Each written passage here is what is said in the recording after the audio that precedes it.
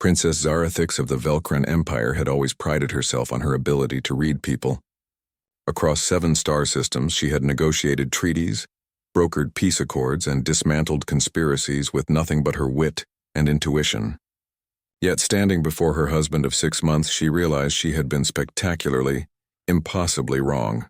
"You're telling me," she said slowly, her crystalline features betraying no emotion. "That Ambassador Marcus Chen, the man who recited poetry at our wedding and cried during the ceremonial unity dance, is the same person as the ghost of Arcturus." Marcus set down his teacup with the same careful precision he applied to everything. He corrected gently. "I retired 5 years ago. The ghost of Arcturus. The name that made warlords flee their fortresses. The single human operative who had ended the Krivath uprising, dismantled 3 slave cartels, and once held an entire dreadnought crew at bay for 48 hours with nothing but a plasma knife and tactical ingenuity." Zarathix had married a poet who quoted ancient Earth philosophers, a man who spent hours in their garden, coaxing alien flora to bloom, a diplomat who had negotiated the very trade agreement that brought their worlds together, who never raised his voice, who made her laugh with his dry human humor. "The scars," she whispered, remembering the silver lines that traced across his back, his arms. "You said they were from a shuttle accident." That wasn't entirely untrue. The shuttle was exploding at the time. Marcus stood, moving to the window of their quarters aboard the diplomatic vessel. Beyond the transparisteel, the Velcran homeworld glowed purple and gold. "Zara, I fell in love with you because you saw me as I wanted to be seen. Not as a weapon, as a person." Before she could respond, the ship lurched violently. Alarm shrieked through the corridors. Zarathix's communication implant flared to life with a priority signal. "Princess, we're under attack. Krivath raiders, they've breached the hull. They're demanding you as hostage for—" The signal cut off with a scream. Marcus was already moving. The gentle diplomat evaporated like morning mist, replaced by something colder, more efficient.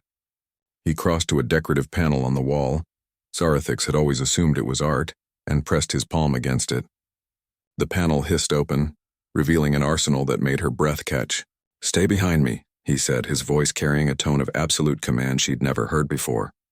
He selected a compact railgun and 2 curved blades that hummed with molecular sharpness. "When we reach the safe room, you'll seal yourself inside. The door can withstand a tactical nuke. Marcus, there are at least 16 of them. I counted from the breach signature." He moved to the door, every motion economical, purposeful. The Krivath always travel in packs of 8 or 16. Old habit from their clan wars. The door opened. 3 Krivath warriors stood in the corridor, their chitinous armor gleaming, weapons raised. They were 2 meters of pure muscle and rage, their species bred for combat. What happened next took less than 10 seconds. Marcus moved like water, like lightning, like something that couldn't possibly be human. The first warrior's weapon clattered to the floor before he realized his arm had been severed. The second managed a shot that Marcus simply wasn't there to receive. The third had time to look afraid before the railgun spoke once precisely. Zarathix stood frozen, watching her husband become death incarnate. They moved through the ship, and everywhere they went, the Krivath fell. Marcus didn't waste movement, didn't waste ammunition, didn't waste time. He used the environment, a bulkhead door to crush, a gravity plate to disorient. The ship's own systems turned into weapons with rapid commands to the ship's AI. "The safe room is 2 corridors away," he said calmly, as if they were discussing dinner plans. Blood spattered his diplomatic robes, none of it his. A massive Krivath chieftain emerged from a side passage, roaring a challenge. He was enormous even for his species, covered in trophy scars and battle honors. "The ghost!" the chieftain snarled in galactic common. "I watched you kill my brother on Arcturus Station. I've dreamed of this." "Then you should have brought more brothers," Marcus replied. The fight was brutal and brief. The chieftain had strength, experience, and rage. Marcus had something the Krivath could never understand, the ability to turn his humanity into something transcendent. Humans, Zarathix realized, were not the strongest or fastest species, but they could push their bodies beyond reason, beyond survival instinct, beyond what should be possible. Pain became information. Fear became fuel. When the chieftain fell, Marcus stood over him, breathing hard but steady. "You came to my home," he said quietly. "Threatened my wife. That was your mistake." The remaining Krivath retreated, their will broken. Ship security finally organized, swept in to secure the vessel. Later in their quarters, cleaned, repaired, restored to diplomatic normalcy, Zarathix sat beside her husband. Marcus had showered, changed into simple clothes, and was attempting to salvage one of his orchids that had been damaged in the attack. "You really did retire," she said finally. "I did. I meant everything I said to you, Zara, every word." He didn't look up from the delicate plant. "I was tired of being a weapon. I wanted to build things instead of breaking them. I wanted to be the person I pretended to be on missions, the diplomat, the poet, the gardener. And if they come again?"